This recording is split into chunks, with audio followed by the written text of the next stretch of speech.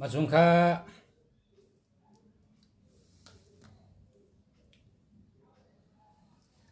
มาสุงค่ามาสุงค่า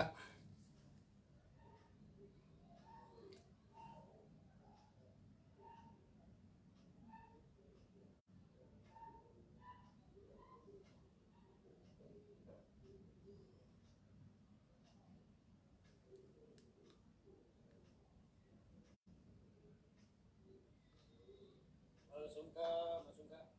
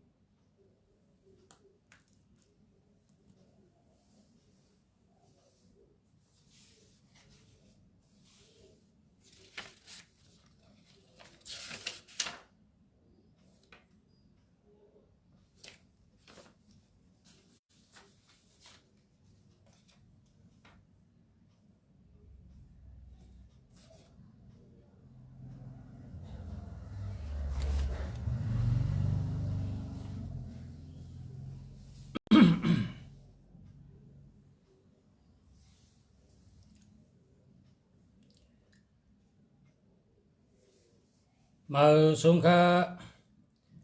พ่อแม่พี่น้องเขาคาเตมาลัดนี่ลองเฮินเผยเฮินมันหอเผยหอมันคาเตลัดคำในเป็นโหเจอเฮินค่ะโหเจอเฮินอันที่แมนเมลมันเหลือเป็น3 เกาะ3 เคาะ3 กำโหเจอเฮิน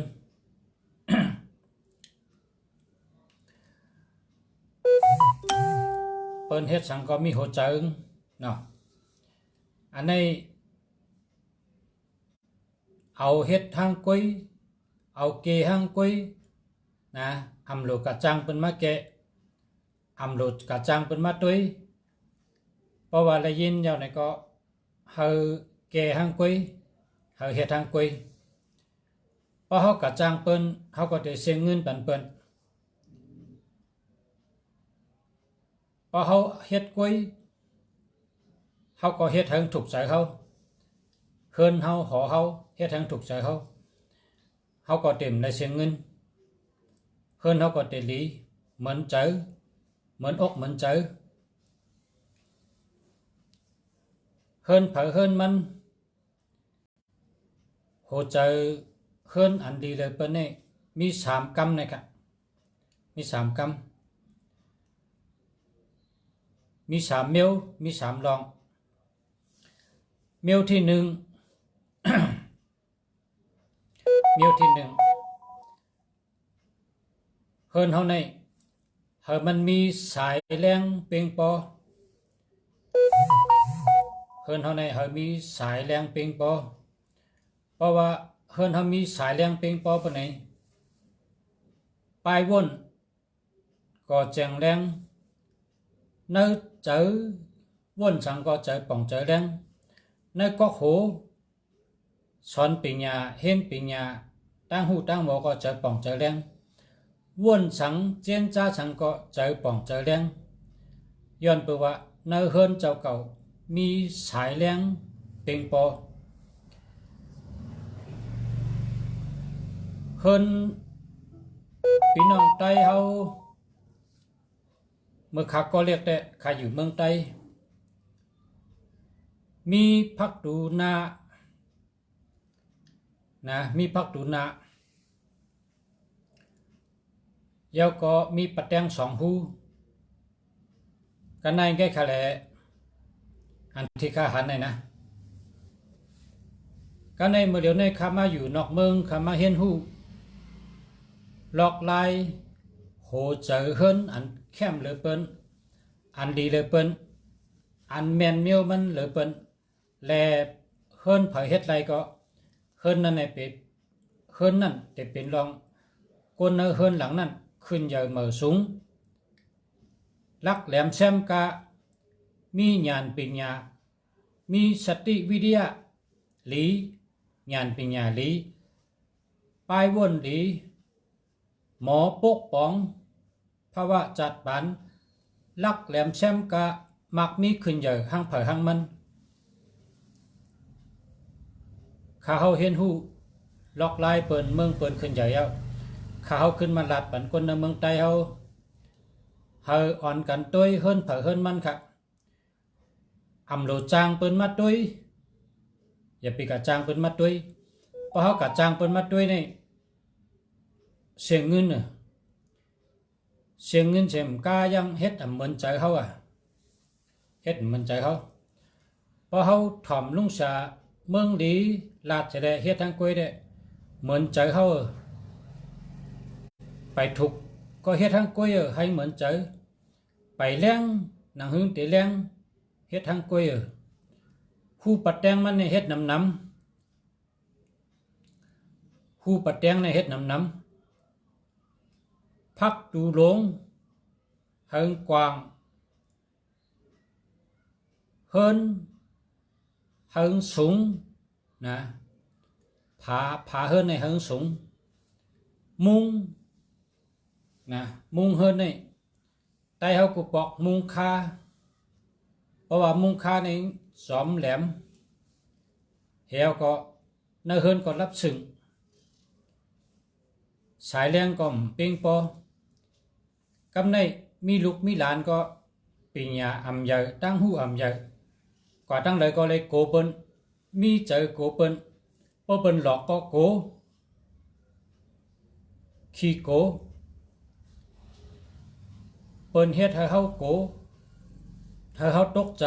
ก็ตกใจง่ายโกง่ายย้อนเปิดว่าสาตีเกิดเท่านั้น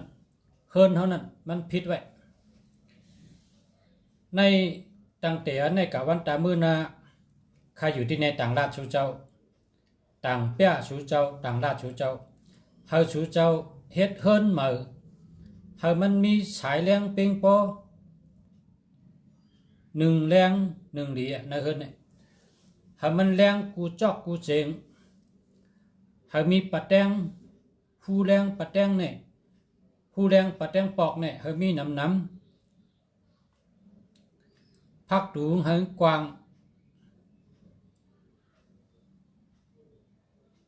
เพราะชูเจ้ามาเมืองไทยเนี่ยชูเจ้าหันเป็นว่าเซเว่นในว่าชื่อเซเว่นในขายโคในขาย24 ชั่วโมงค่ะขายโคในขาย24 ชั่วโมงกลางวันก็ขายทั้งวันกลางคืนก็ขายทั้งคืนลูกจ้างเขาในมี2 จุดตาจุบหนึ่งเนี่ยขายกลางวันทั้งวันตาจุบหนึ่งเนี่ยขายกลางคืนทั้งคืนเขาไต่ไผ่แรงหรือเปิ้นค่ะเซเว่นเนี่ยคนในเพราะว่าไผ่แรงเนี่ยตัวอีสังก็หันง่ายค่ะว่นชังก็เจอป่องเจอแรงค่ะเฮ็ดชังก็ป่องเจอง่ายค่ะก็เพราะฉะนั้นแหละพี่น้องใต้เฮาเฮิรนเฮาขัดอยู่ก็เย้าเฮิรนเต้เฮิรนสุนโตเฮาก็เย้าทอมเสียเมืองดีลาดเสียได้เฮ็ดจอมหังเผยหังมันสุเจ้าได้เป็นก้นใดขึ้นใหญ่เหมือสูงมากมีหลีเป็นกัดเย็นช้ำสะอายุยืนยาวการมักมีหลีเป็นคนมีเป็นคนมักคนมีเป็นคนอยู่ดีกินหวานเป็นคนมีญาณปัญญาเจอป่องเจอแรงตั้งหู้ปัญญาตั้งหมอปัญญาลักเหมือนเปิ้นก้นในกำผาไรกูเมียวค่ะไตเฮาในกินถั่วเน่าในลักแหลมถั่วเน่าเพราะเอาเนื้อทัดมันว่าเนื้ออาหารฮามีนั่น อันเปิ้นว่ากินพัก1วันให้กิน5เม็ดนั่นป้าถั่วเน่าเม็ดนึงค่ะถั่วเน่าในวิตามินมันนำเลยเปิ้นอ่ะอาโจมันนำเลยเปิ้นอ่ะก็เพราะฉะนั้นแหละไต้เฮากินถั่วเน่าในบอกว่าไต้เฮาในมีญาณดีปัญญาดีออกลีอยู่ก้อยกะเฮิรนเฮาอันเฮาเกิดมานั่นน่ะบ่กูปอกในเฮาฮู้ปอเฮาแม่เฮาปู่เฮานายเฮามีเผลาดอ่ะเนาะว่าเฮิรนนี่จะได้เฮ็ดถึงมีสายแรงเปียงปอว่าแน่ๆมันมีเผลาดกำนำห้ำเฮ็ดเฮิรนมุงคาจอมแหลมผางแต้มหมางเฮิรนบ่ได้กลมเขาเพราะเขาเนื้อเฮิรนได้รับสิ่งพิษโตเตไตไผงอยแรงอิดอำนั้นก็ไตไผแปดแรงอิดกันหน้านึงก้อยกับตัวเหลียวในพอเป็นเมืองตีคามาอยู่ในเปิ้นมีไผผ้าเปิ้นเปิดไผผ้าเปิ้นผุยไผผ้าให้มันแรง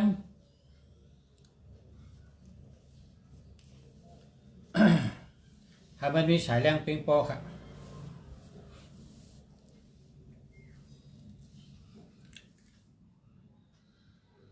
กำคาติรัตนะกำคาติรัต เมื่อเร็วในคาติรัตกำ3 ข้อในแห่งยาวๆกันลาดลองเฮิรน3 ข้อข้อที่1เฮ็ดเฮิรนเฮามีสายแรงเพียงพอเฮามันแรงกูจอกกูเจียงเฮามันแรงกูไผ่กูตังโลไรมีผาสูงผู้ปัดแตงผู้แรงเพราะกังเจ้าให้ผุยลมดังนอกเข้ามาไหลลมนะเฮิรนออกกับมันมดลมดังนอกอันเหมือนมาแตนพักดูดวงกับมันนั้นครับเพราะผุยในให้ลมดังนอกเข้าเฮิรนมาไหลข้อที่1ในให้มีสายแรงเพียงพอค่ะเนาะเพราะว่าสายแรงเพียงพอเต็มทนปานไหนเกิดลุกหรือเกิดล่างมามีลุกมีล่างมีลุกมีด่านก็ลักแหลมทนปีหญ้าตั้งหู้ลักแหลมแซมกะเล็ดแซวมีเจอ ญาณปัญญาสติปัญญาวิทยาญาณปัญญาสติปัญญาเหมือนคนในกำผาไรกูเมียวค่ะ1เนื้อเฮิรนให้มีสายแรงเพียงพอให้มีสายแรงไรกูจอกกูเจียงอย่าให้รับสึงเหตินะให้มีสายแรงเข้าไรกูติ หรือมีพักดูใหญ่แล้วปัดแตงก็น้ำนั่นนะเฮ็ดเฮิรนให้มีสายแรงเนื้อเฮิรนไรเพียงพอนั่นกะเนาะข้อที่1สายแรงให้เพียงพอในว่าเฮิรนเฮาได้ได้ดีข้อที่2ให้มีลองมดเสือนะครับข้อที่2เนี่ยให้มีลองมดเสือเพราะว่าตีนังเหตุการณ์เฮาบ่ไหนก็ตีเนือสปอยเนือเผินอันเหตุการณ์เฮาเนี่ยอย่าไปไว้สังเสเมียวค่ะอย่าไปไว้มาลุกตุกตักอย่าไปไว้โคกของน้ำเฮาไว้อันที่เฮารู้เจอนั่นก๊อกแค่ด่าน1 ก๊อกนะก๊อกแค่ด่าน1 ก๊อกแล้วก็เอาไก่มาไว้1 ตัวไก่ในอันเปิ้นเอาต้องเฮ็ดก็ได้เอาลิ้นเฮ็ดก็ได้นะเอาไก่มาไว้1 ตัวเดียวเหตุการณ์เนี่ย เพราะว่าไก่นี่มันไก่ตัวเล็กกินตัวเล็กเขตัวใหญ่กินก็ตัวใหญ่เขเพอเขมันแล้วก็เขาตื่นเจ้าไก่นี่เป็นไก่ขุนศึกยาเพราะว่าเฮาเฮ็ดงานเมียวแล้วก็เยอะตีเนือเผินตีเนือจะปล่อยเฮานั้นอย่าไปไว้โคมาลุกตุกตักน้ำหนาอย่าไปไว้ทำหรือไว้สั่งให้เมียวเพราะฉะนั้นเนี่ยลาบเดลีนะมันมีหลงมดเสือตีนังถ้ามีหลงมดเสือตีกินถ้ามีหลงมดเสือ ตีนอนให้มีหลงมดเสือกันต่อค่ะทางภายหลงให้มีหลงมดเสืออันนี้ลำลองสุดเฮินหลังหนึ่งเนี่ยมดเสือตั้งหอตั้งเฮินตั้งเตียวนาเฮินกลางวันพักตูในโกงเฮินในลูกตีนอนห้องฮับแขกห้องพลาห้องเหตุการณ์ให้มีตังมดเสือปัดปูหลูเมปัดเพียวลุมลากูวันหนึ่งให้มีสายแรงเพียงพอสองให้มีหลงมดเสือนะมดเสือตั้งแต่เอาตั้งกินตั้งย่ำตั้งหลัดตั้งจ๋าตั้งนุงตั้งไหวนะคนนุงเขาจะเนี่ยก็ให้มีหลงมดเสือตั้งหลัดมดเสือก่อนวางก็เขาหลัดความหลีหลัดหลีวนดีเฮ็ดหลีเจนจ้าอันดีปันแห้งเจออันดีหลัดหลีวนดีเฮ็ดหลีนุงโคก็นุงให้มดเสือข้อที่สองเนี่ยให้มีตังมดเสือนะครับข้อที่สามนะข้อที่สาม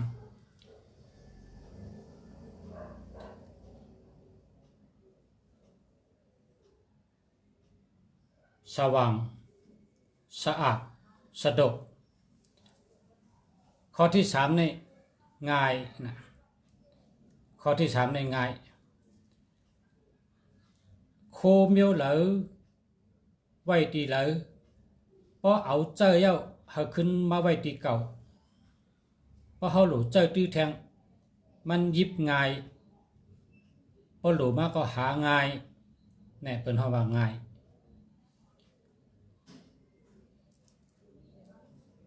โคเมียวเหลอหลูไว้ตีเหลอเขาจัดเป็นปักเปิงลีในเฮือนเขาเมียวเหลอกึ่งlýไว้ตีเหลอเมียวเหลอเถือกlýไว้ตีเหลอเขาจัดไว้เป็นตีเผาตีมันเข้มแบบจะไหนเนี่ยพอเขาดูมาเนี่ยก็เขาพูดว่าเมียวเหลอมีตีเหลอเมียวเหลออยู่ตีเหลอเขาพูดไว้แต่เฉยสังว่าเขาก็เจอพอใจก็เขาขึ้นมาไว้ตีเก่าเหมือนปักเก่าเปิงเก่าเพราะจะไหนในเฮือนเขาก็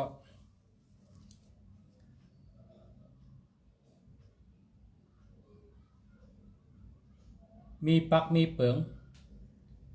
เป็นว่าง่ายนะยิบง่ายเจอง่ายหันง่ายหาง่ายนะอันนี้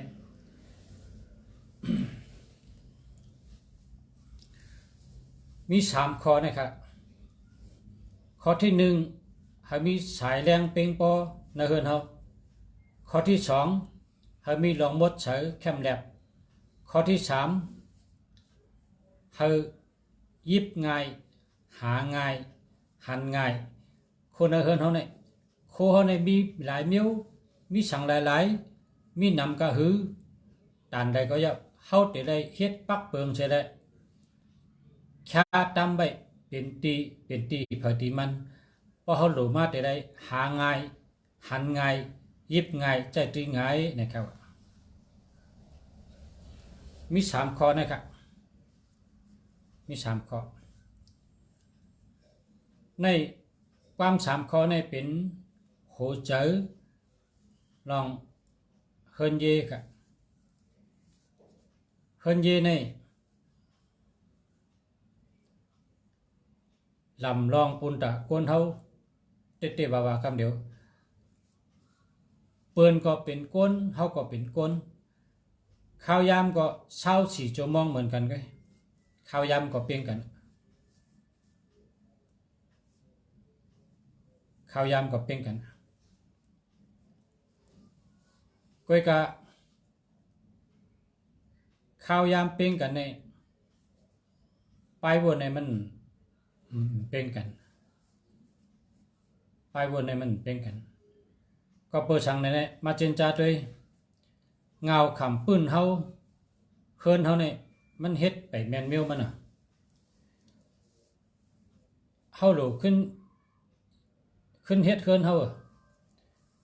เฮิรนนี่พอเป็นคนตั้งตัวมาพอเป็นคนเริ่มต้นมาโหตีเนี่ยพอเป็นคนหาการมักมีโหตีโหลังเนี่ยเราได้อยู่เฮิรนจันเดียวเนี่ยมักมีง่ายหรือเป็นก็แปลว่าเฮิรนจันเดียวเนี่ยมันหากินง่ายผามันก็เดือกลิ้นสังว่าเฮิรนจันเดียวนี่มี3ห้องในปงจามเนาะห้องในกลางเฮาได้ไว้พระปิ่นเจ้าไว้เข่งพยาห้องห้องนึงเนี่ยเฮาได้นอนแทงห้องนึงเฮาได้เก็บโคใช่ไหมมันเข้าล็อกมันบ่เหลียพอเป็นคนตั้งตัวมาพอเป็นคนเตะเฮิรนเตะหน้าเฮิรนมามันเข้าล็อกแม่นปักแม่นเปิงมันแหละจังว่ามักมีง่ายอันพี่น้องเฮาเฮ็ดเฮิรน2จันมือนอนตั้งเหนือตั้งเติงจำปล่อยตั้งเติงมันเนี่ยกังก่อมกังปล่อยมันปังปืนมันปังเท่านั้นนะเจ้านั้นเนี่ยมีได้ครับมีได้จังหือก็ตึ้นมีได้มันเป็นชัดเทเลยนะกะตึ้นเป็นชัดเทเลย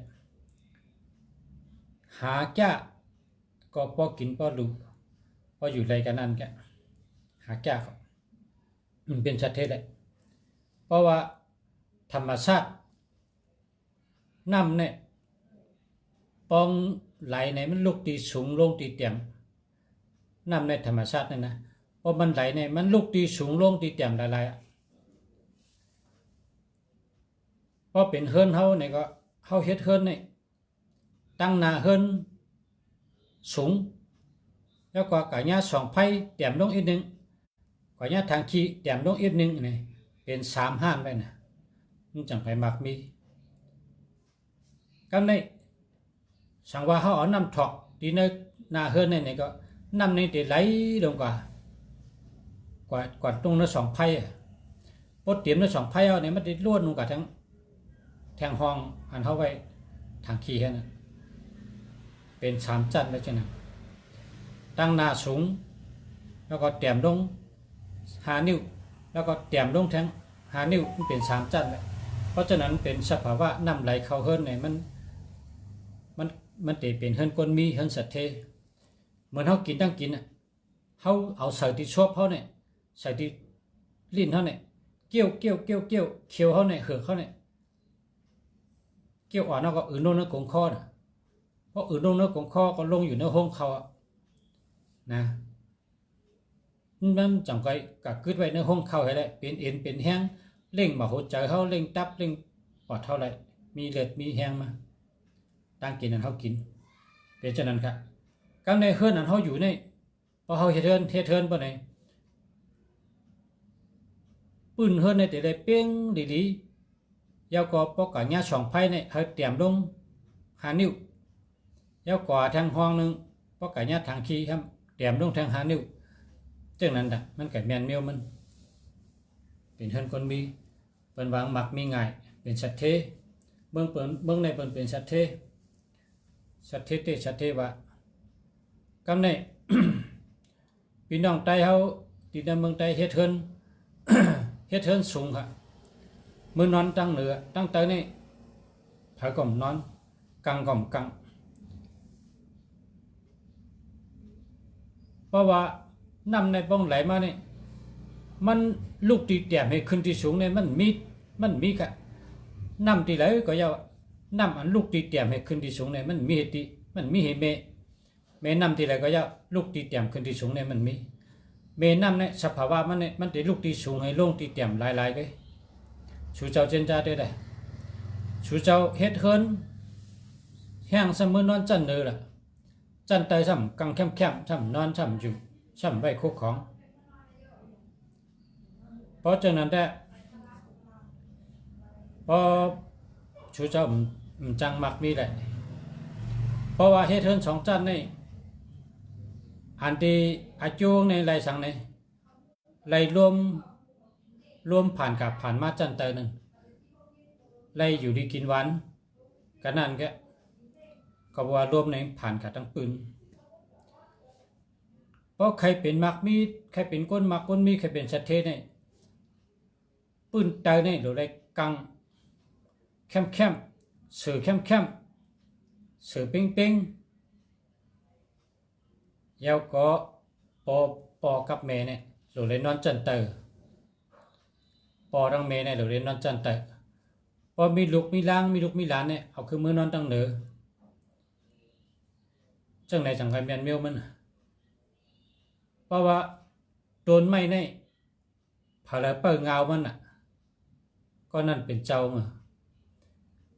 เพราะอันขึ้นเมื่อตั้งเหนือในเป็นกิ่งมันเป็นใบมันเป็นยอดมันก็แก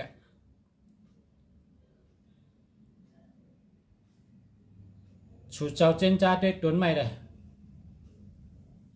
กติเงามันเนี่ยผ่าแล้วเปิด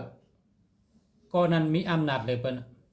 เพราะเปิ้นมาปลอมต้นไม้เปิ้นปลอมเป็นเงาไงก็เพราะฉะนั้นได้เคลื่อนหลังหนึ่งเนี่ยเคลื่อน3 จั่น4 จั่น5 จั่นก็ไรเคลื่อน2 จั่น3 จั่นก็ไร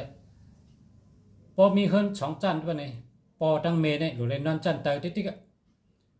ลูกล่างเนี่ยแต่ได้มือนอนจั่นเนื้อเพราะว่าปอเมเนี่ยสอนลูกล่างสั่งสอนลูกล่างก่อนลูกล่างแต่ได้ทำชอบเอากล้ามเพราะว่าพอเมเมื่อนอนตั้งเหนือลูกล่างนอนจันแต้มเพื่อไหนได้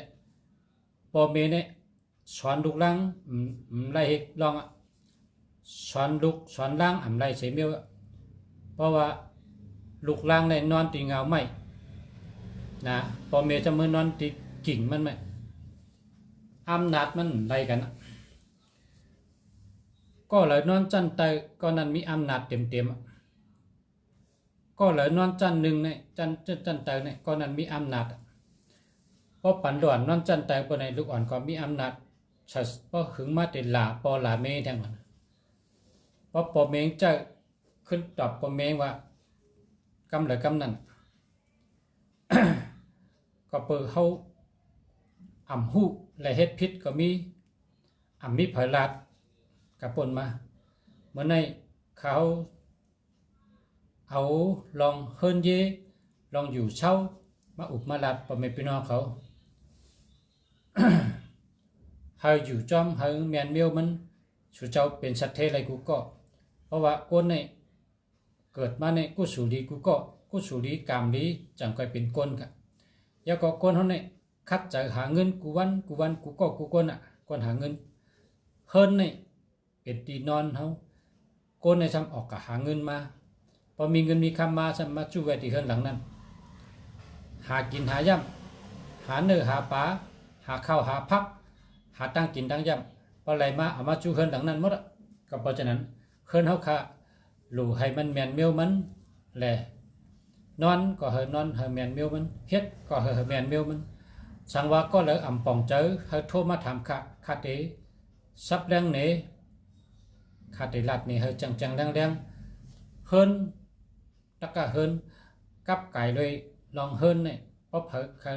ผู้ในเฮโทรมาถามคาลัดในชูเจ้าลูกกะจ้างเปิ้นมาตุ้ยน่ะจ้างเปิ้นตุ้ยก็เสียเงินชูเจ้าถอมเฮวก็เกหังกวยเมหังกวยนะเกหังกวยเมหังกวยนี่แต่ได้เหมือนเจ้าเฮิรนเพราะเปิ้นมาเมบันเฮาเนี่ยมันเหมือนเจ้าเฮายาวก็พอเปิ้นเม พอเปิ้นรัดเจ้าเปิ้นก็มือขึ้นเฮาก็เสียเงินมันเหมือนเจ้านะก็เฮิรนเนี่ยมันมีนำหนักล็อกลายมันมีนำหนักตั้งหูกับก่อยเลยเฮิรนเนี่ยนำเพราะฉะนั้นเนี่ยคารัดเนี่ยก็มันเป็นติดอ่อนก็มันไปเจ๊ง่ายๆนะเพราะใครหู้ลองเลยก็เฮาถามมาเฮาสืบพงมาหาค่ะคาเตลัดในสุเจ้า สุเจ้าเฮ็ดเฮิรนมาแต่เฮ็ดข้าก็ได้ลัดปันมันได้เสียเงินค่ะมันได้เสียเงินมันเสียเงินเสียคำหังเฮาสู่เจ้า มีพงให้ได้โทรมาหาข้าได้ข้าได้รัดปันชูเจ้าเฮาชูเจ้าได้เป็น สัตเทเหมือนดังเมืองเปิ้นนั่นกะหาเงินมาตั้งจัดมาก่อนเนี่ยหาข้าวยามเกี่ยวก็มีเนี่ยลิอิลูกะใกล้กันในการนาเนี่ยเขามีฉลาดเมืองดีในมาลัดปันอันเปิ้นตึกเฮียนอยู่ก็มีอันเปิ้นตึกหาตั้งหู้อยู่ก็มีอันเปิ้นตึกสอนอยู่ก็มีลองเจอเนี่ยพอหึงมากก็ติมีก้นหู้นำอยู่นะถ่อมติ๊กชูเจ้าดูเป็นก้นถ่อมเข่าถ่อมเงาอันไรตั้งหู้ชูเจ้าเป็นก้นถ่อมเข่าเนี่ยชูเจ้าดูเลือกถ่อมอันไรตั้งหู้นะเหมือนดังเขากินตั้งกินเนี่ยเขากินอาหารเนี่ยเขาก็เลือกกินอันที่เป็นแห้งอันที่มีพรดีต่อตัวเขาต้องการกินบางเมียวเนี่ยกินเขาก็เป็นต้องเจ็บต้องแก้นก็เขาก็ไม่กินนะข่าวก็เหมือนกันนะข่าวอันถ่อมเนี่ยก็พดถ่อมให้เป็นยุกยักษ์เนี่ยก็อย่าไปถ่อมกันป้นไปเถอะเพราะว่าก็เลยลาแต่เป็นพรดีเป็นเนื้อเป็นมอนมันบ่เนี่ยก็ถ่อมอ่ะถ่อมว่าก็อะไรตั้งหูปุ่นตาเขาเตะขึ้นใหญ่มาสูง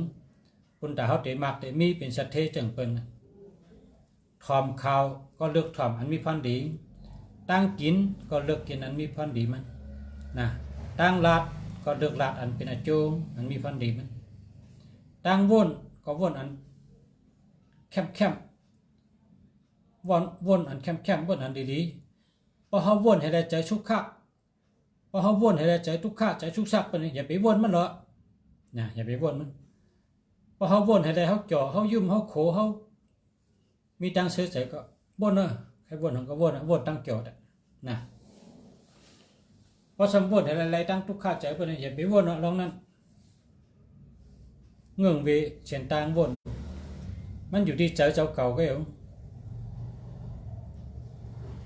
ใจเจ้าเก่าที่ว่นตั้งใดก็อยู่ที่ใจเจ้าเก่าว่นกันนะก็เพราะฉะนั้นดูหมอว่นลองดีลาดลองดีเฮ็ดลองดี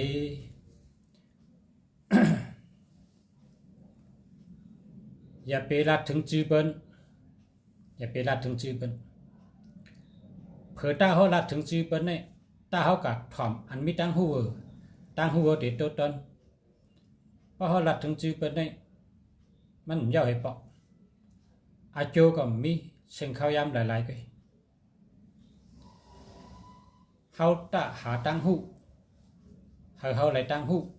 เขาเลยปีญาภายไรก็ดีนะฮัลโหลหาตั้งหูหังตัวตอนกูวันหังไรมากูวันหนึ่งตั้งหูเนี่ยความอ่ำเมียจู้ก็อย่าไปลัดนะความมีพรดีอย่าไปลัดใครลัดตันนี้ก็อย่าไปลัดเพราะจะล้ำอย่าไปปันเปิ้นหูอย่าไปปันเปิ้นหันเพราะใครลัดทางก็เขาเตรียมไว้ในเจเนี่ยเตรียมไว้เพราะทาง3 วัน 4 วันขึ้นมาอ่านได้รู้เขาเตรียมนั่นที่ว่าหลายๆนะคนต่อซาออกมันตื่นดัดลีแล้วย่าคนต่อซาออกมันก็รัดอันดิ่มดีนั่นน่ะนะมันออกใจต่อซาเลยเมื่อไกลมีพี่น้องถามว่าใจคำเจ็ดนะใจคำเจ็ดถามว่านอนผันหันไรเงินบอกว่าสังนะครับนอนผันหันเก็บไรเงินก็กว่าโทษทีเนี่ยกว่าโทษทีตีเงินนั่นนะกว่าโทษทีตีเงินไรเงินไรค่ำก็บอกว่าอันดีนั่นน่ะเงินในกรุงใหญ่น่ะเงินในกรุงใหญ่น่ะเพราะพ่อแม่พี่น้องเขาหันเงิน1 เปีย1 มู่1 เปีย1 เป้ตกจอมตังเนี่ยเขาเก็บกำเดียวนะเขาเก็บกำเดียวอย่าไปคำกว่าอย่าไปเหยียบกว่าละเพราะหันเงินเนี่ยให้เก็บติ๊กๆนะอย่าไปว่าย่างก็ผมเก็บเกณฑ์นะอย่าไปว่าเงินเนี่ยมันลูกตี1 มู่1 เป้1 เปียนั่นน่ะเป็นมา1 ขันเป็นมา1 จ้อยเป็นมา1 เหงเป็นมา1 หมื่นเป็นมา1 แสนเป็นมา1 ล้านมันก็ลูกตี1 มู่1 เป้นั่นเป็นมาอย่างป้มป้ามันก็มันเต็มล้านมันเต็มเหงมันเต็มหมื่นมันเต็มแสนก็เพราะฉะนั้นแหละพอแม่พี่น้องเขาพอหันเงินก็เก็บนะอย่าไปค้ำ อย่าไปว่าบาทเดียวก็กำเก็บเนี่ยอย่าไปว่าเก็บเก็บไว้เฮ็ดขวัญขวัญทองบ่อันนี้ก็เมื่อไกลใจคำแจดว่านอนผ่านหันไหลเงินก็กระทบถีตีเงินนั่นนะมันบอกว่าลาบลีนั่นกะไหลเงินก็นะผ่านหันไหลเงินก็ลาบลีนะ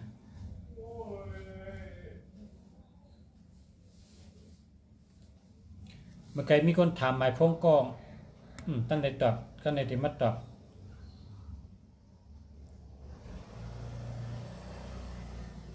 ชื่อว่านางสวย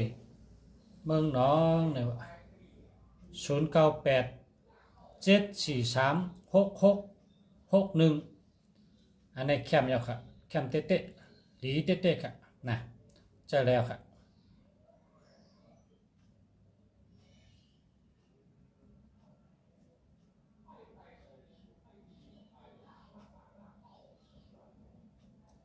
มาสงค่าพ่อชาใครถามชาเฮาเจ้าสิวดีขี่กาดนหลีเจ้าหือพองเจ้าสิวดีขี่กาดนในพ่อชาหันจอยก้นเฮาเป็นก้นมีไรค่ะตีตองกี้โผงเป็นเขเมงเป็นไต้มีลูก3เกาะ ลุงชาเขายามกะเฮิรนเขารู้จักกันนะคนรู้จักกันมันต่อรองค่ะมันก็ต่อไพ่ต่อรองในซุ้มมดจำเพาะเขาเย็บโคค่ะนะขึ้นเอาจากเย็บโคเขาเนี่ยก็จำนำเอากระป๋องนะกำมันว่าป๋องจากเย็บโคเนี่ยเอากระป๋องให้เอาก็ลองซุ้มเป็นมดก็เป็นโคเนอร์เฮิรนนี่จากเย็บโคเอากว่าอันที่มีกาขันเนี่ยเอากระป๋องเป็นมดก็ในเมเนี่ยปลายตั้งลง3เกาะเมงปลาย8มันว่าโอ้กลุ่มก็ต่อรองจังไหนได้อึบเข้าบ่หึงมาห้ามอยู่จำกันเอาเนี่ยเมงอันเป็นใต้เนี่ยเอาลง3เกาะให้ปลายเมื่อเฮิรนปลายเมื่อเฮิรนก็ในพอมาถึงเฮิรนเนี่ยปอของลูกยิงเนี่ยว่าอย่าไปแปดกันดูก็มีลูก3เกาะลูกอ่อนเพราะเขาก็ใหญ่มากมีปอมมีเมในนาเรียกนาอย่าไปผ่านแล้วละปอ10ก็ดีเม10ก็ดีอย่าไปแปดกันมันก็ว่าป้อมแปดก็ได้กินเอาเนี่ยยังก็มีเอากับต่อรองมดเอาเงินก็มีโคก็มีจักก็มีก็ในปอเขาในใจก้นกับห้องลูกขอยมาลูกขอยเป็นเขตเนี่ยก็มาก็บอกเขาว่าพอมีพระราชูนึงลีน่ะจะเมื่อปันเจ้าผ้าก็กะป้อมปันก็ปันเต้ๆกับปันขายกับขายปันชูยิมก็ปันชูยิมเมื่อเพราะว่าโคเยชูเตรียมเพิ่นขึ้นแล้วก็มาส่งปอขึ้นหน้าเนี่ยมันปันลูกขอยเมื่อลาดลูกขอยว่าพระราชิวลีเนี่ยไหวกล้วยห้องห้างกล้วยน่ะ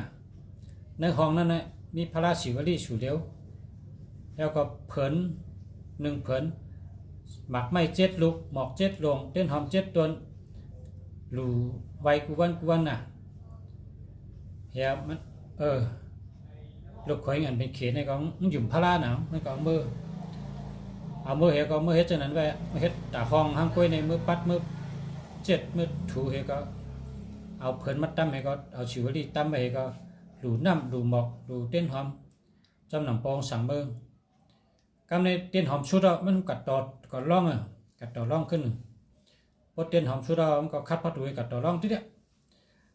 ไหลมาขึ้นหมดค่ะไหลขึ้นจากเย็บโคก็ไหลอันตีนกับป่องเนี่ยไหลขึ้นหมดไหลขึ้นมาหมดยังมีบางเงิน2-3 หมื่นก็ในมีเงิน2-3 หมื่นมันขึ้นมาจูเมงขึ้น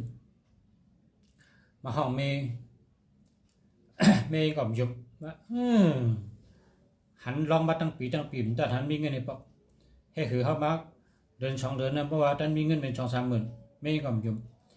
มันก็เอาเงินปั่นเมย์ก็ว่ากับกูเป็นมากกูแล่นเนี่ย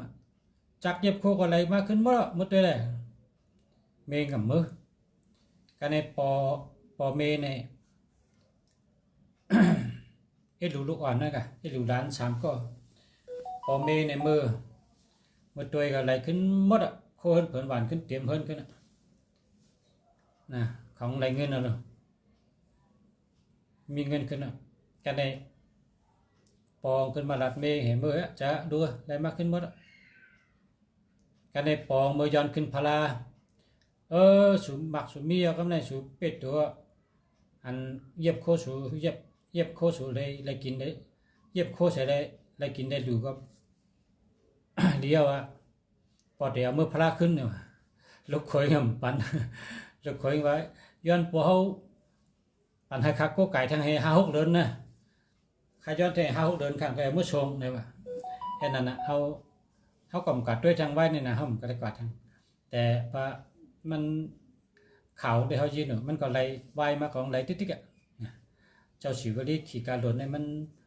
เพราะเป็นก้นกล้าของกล้าขายลีนั่นนะเพราะเป็นก้นหาเงินไผ่และกองไรไผ่นั่นนั่นกันเจ้าสิวลีในดอกก็ไก่ลีกำไว้ก็เป็นมีด้วยเป็นกำไตก็มีกำไว้ว่า7 เปียในกระถางเจ้านำมอเตอร์ไซค์3 กำแล้วก็ว่ากำไว้เงินกระถาง7 เปียนะกลางเรา7 เปียกลางคำ7 เปียแต่เด่นหอม7 ต้นหมอก7 ลงหมักไม่7 ลูกหลูหังก็หลู7นั่นน่ะมันเป็น7ที่เรียกให้หลูหังก็นะในเป็นว่าเจ้าสิวลีในดีจังหือในดีพระเป็นเจ้าในดีกุสุดีกุเจ้ามันอยู่ที่เขาหยุ่มย้ำนะเพราะเขาหยุ่มย้ำเพราะหัวใจเขาศรัทธาเขากับไว้เจ้าเลยก็ดีกุสุดีกุเจ้านะ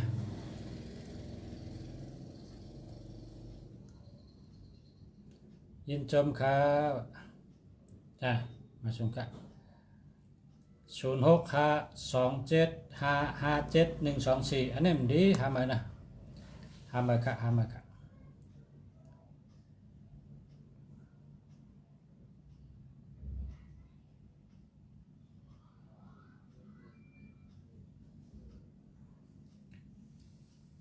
ถามว่าวันทางนั้นวันจันทร์ได้ช่องเบอร์โทรแล้วนะวันจันทร์ก็424 นี่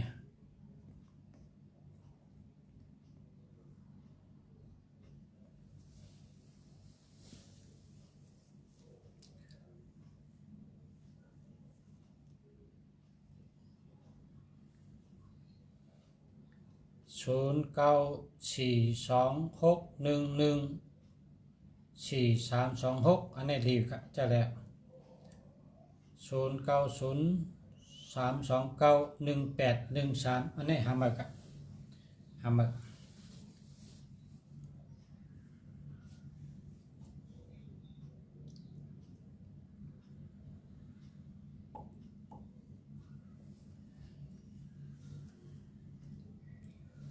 0942973532หามาค่ะ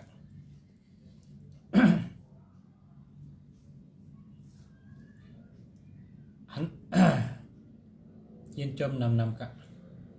0658715528อันนี้เดียว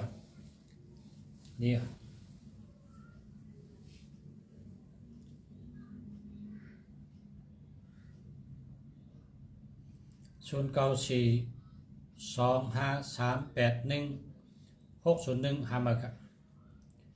094228942128หามาครับ0925646670หามาครับ0628986744หามาครับ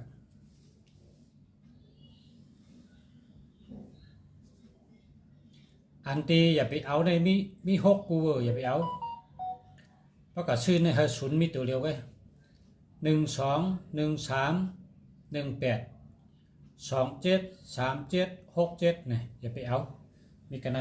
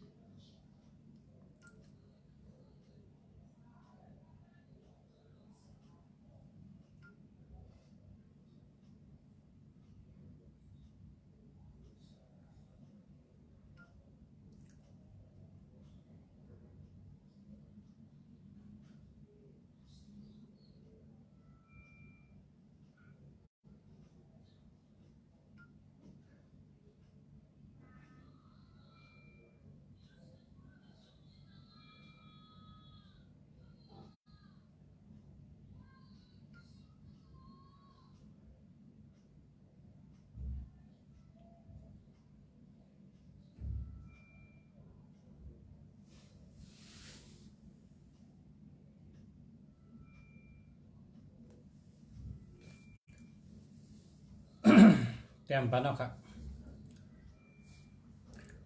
06ค่ะ076 0426นะหาเบอร์คันนะมาส่งค่าจมมาครับ0925646700หาเบอร์ครับ2644287779เจอแล้วครับ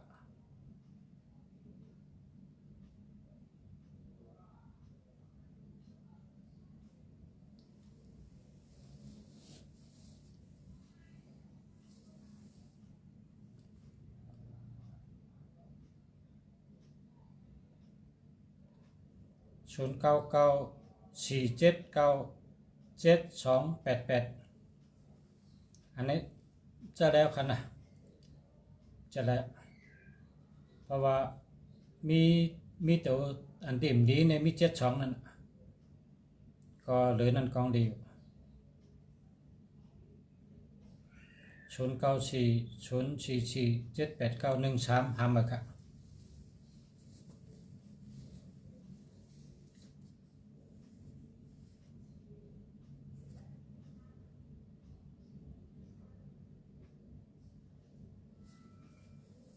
เต็มว่าจะมองว่า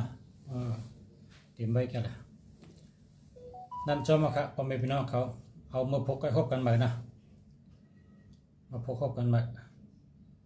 0936368969รีเขาเดียว0834409330หามาครับ094525666766หามาครับมาส่งค่าขอบใจใหญ่นำครับที่เฮ็ดก็แลทำเขาลัดเนาะขอบใจค่ะเนาะขอบใจใหญ่นำครับย้อนช่วยพ่อแม่พี่น้องผู้ทำยินกูก็กูกันอยู่ดีกินวันให้การขึ้นใหญ่มาส่งอยู่ดีมีเงินหาดีกึกปืนกูก็กูกันใช้กำค่ามาส่งครับ